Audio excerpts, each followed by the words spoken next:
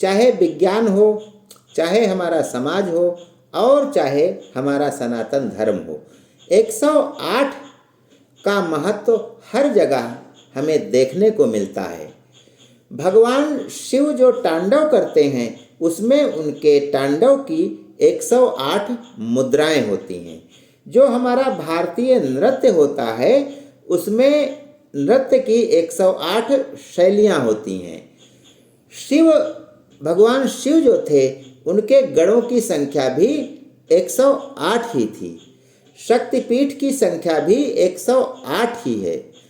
गोपियों के साथ जब भगवान श्री कृष्ण ने महारास रचाया था तो गोपियों की संख्या भी 108 ही थी।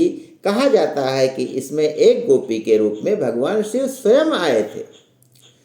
सूर्य से यदि पृथ्वी की दूरी निकालना हो तो सूर्य के व्यास का यदि हम 108 गुना कर देते हैं तो सूर्य से पृथ्वी की दूरी निकल आती है। चंद्रमा से जब हम पृथ्वी की दूरी निकालना चाहें तो चंद्रमा के व्यास का 108 गुना जब हम कर देते हैं तो चंद्रमा से पृथ्वी की दूरी परिलक्षित होने लगती है। हमारी राशियां 27 होती हैं और हमारे 9 ग्रह होते हैं, यानी हर व्यक्ति की कोई न कोई राशि होगी और उनमें 9 ग्रहों का समावेश कहीं न कहीं होगा। तो इस प्रकार से 27 को 9 से गुणा करने पर 108 की संख्या ही आती है। मनुष्य की 36 भावनाएं होती हैं और ये 36 भावनाएं वर्तमान की भी होती हैं, 36 भूतकाल की भी होती हैं और 36 भविष्य काल की होती हैं और चक्र भी 36 ही होते हैं।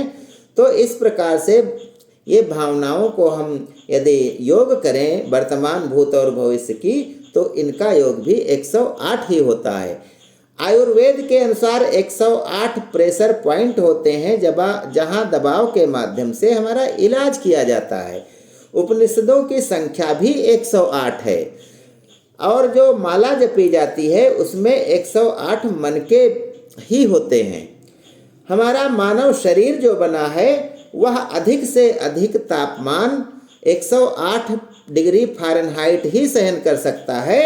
इसके ऊपर यदि हमारे शरीर का तापमान बढ़ गया तो हम जीवित नहीं रहेंगे। गंगा नदी जो है उसकी लंबाई और चौड़ाई 12 डिग्री अक्षांश और 9 डिग्री देशांतर, यानी अक्षांश देशांतर के मध्य जो स्थित है हमारी गंगा नदी 108।